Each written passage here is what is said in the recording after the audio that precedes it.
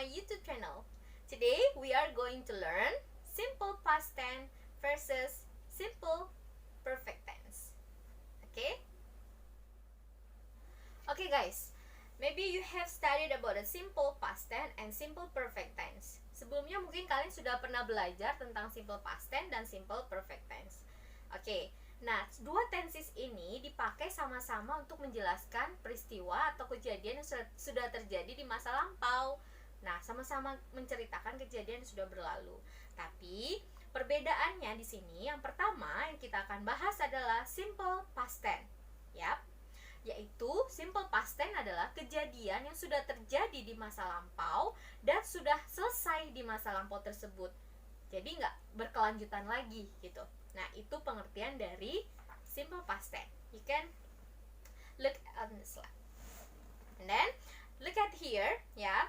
Di sini ada contoh dari ada beberapa adverb of time yang dipakai dalam simple past tense.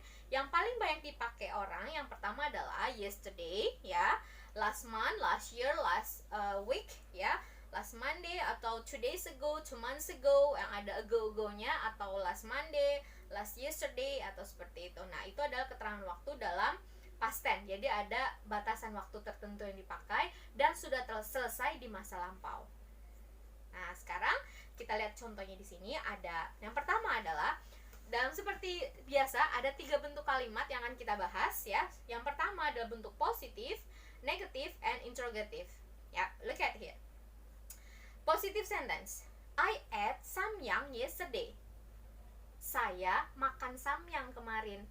Nah, ini berarti adalah kalimat positif, ya. Lihat di sini. I have read the word. Saya merahin tulisan at-nya. Di situ menggunakan verb yang kedua untuk kalimat positif. Jadi kalau dibikin rumus jadinya subject plus verb to, ya, plus object and adverb of time. Ya, itu rumusnya. Yang pertama adalah bentuk kalimat positif. Yang dipakai adalah verb kedua, ya. I sebagai subjek, at verb keduanya, samyang objeknya, dan at yesterday adalah adverb of time. Berikutnya adalah kalimat negatif. Di sini ada masih dengan kalimat yang sama, ya. Yang positifnya I ate samyang yesterday. Negatifnya yang artinya saya tidak, ya kan? Kamu harus tambahkan di sini ada did dan not yang bisa kita gabung menjadi didn't. Jadi kalimat negatif menjadi I didn't eat samyang yesterday. Ya, didn't. Karena sudah ada didn't, maka verb yang tadi pakai verb 2 kita rubah menjadi ke verb 1 lagi. Ingat ya, jika sudah ada kata did atau didn't, verb yang dipakai kembali ke verb 1.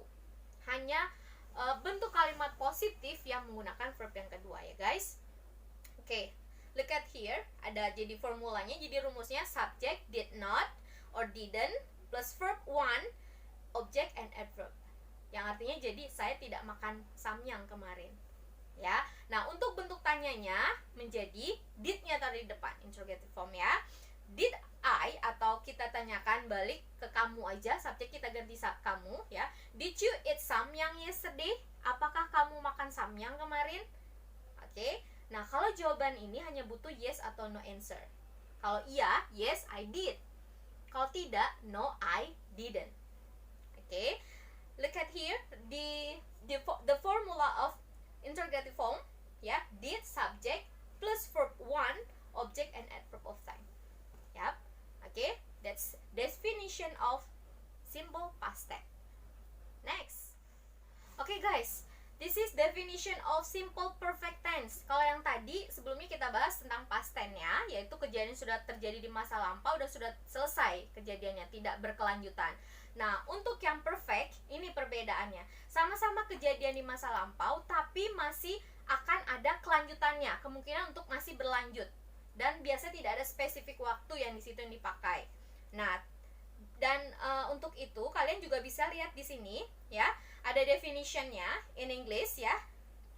Is often used for an action which started at the same time in the past and is still continue now.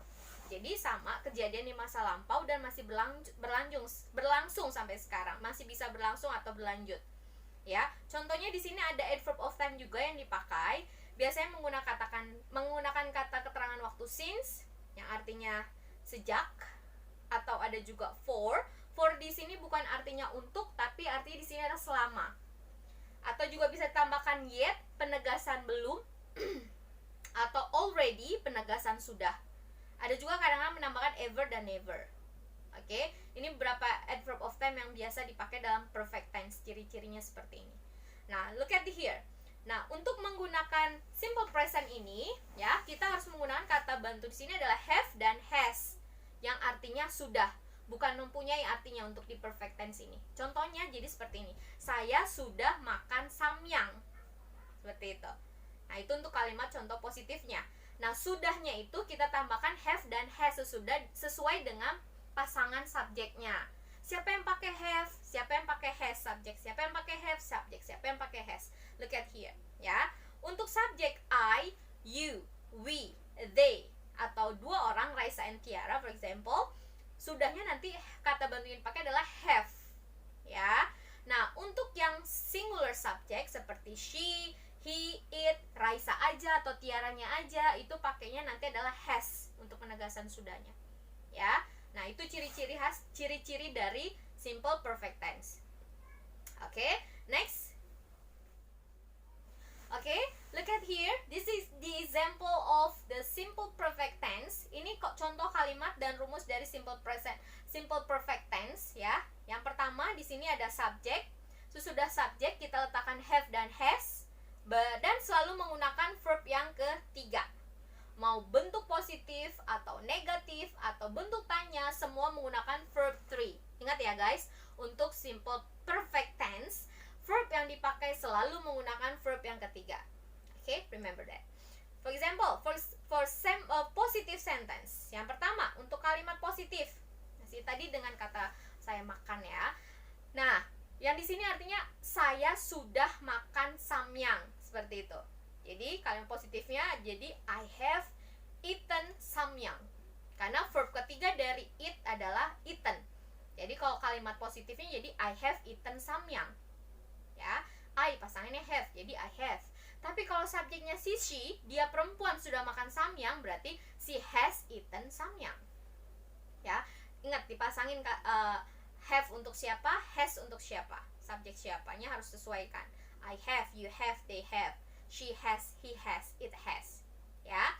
Berikutnya kalau kalimat negatif, yaitu kamu tinggal menambahkan not sesudah have dan has-nya, yang artinya jadinya belum. Contohnya saya belum makan samyang, berarti I haven't eaten samyang. Ya.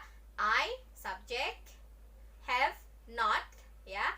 And verb 3 selalu menggunakan verb ketiga untuk perfect tense, ya. Untuk yang negatifnya, kalau misalnya dia perempuan belum makan samyang, ya, jadi she hasn't eaten samyang, seperti itu. Nah, untuk bentuk tanyanya di depannya berarti kita menggunakan have dan has di depannya, yang artinya apakah sudah, ya. Have you eaten samyang?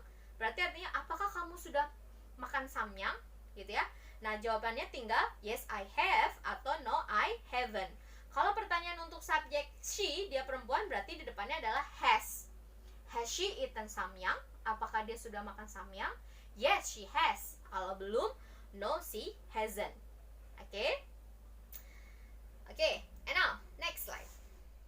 Oke guys, look at this verb ya. Ini adalah daftar kata, ya, verb dari regular verb dan irregular verb. Jadi, you have to master a lot of regular and irregular verb.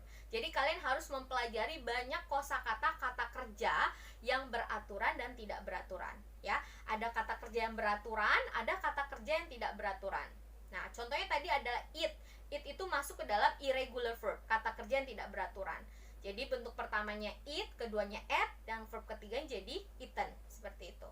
Kalau yang beraturan, contohnya di sini ada berapa list kata kerja beraturan, kamu tinggal menambahkan ed di belakangnya, e dan d. Ya, contohnya di situ ada beberapa, ya. Kamu bisa lihat di sini, ya. Kalau yang beraturan, kalian tinggal tambahkan ed di belakangnya, ya. Contohnya ada cook misalnya. Jadi verb satunya cook, verb kedua tinggal tambahin ed, ya, cook. Ketiga juga sama, tambahkan ed, cooked. Gitu. Tapi kalau yang irregular verb itu tidak beraturan, kalian harus memorize-nya, harus banyak-banyak menghafalkan atau mengingat-ingat kosakata irregular verb, ya, seperti eat, ate, eaten, speak, spoke, spoken, ya. Nah, itu itu adalah beberapa list kata kerja yang beraturan dan tidak beraturan. Oke?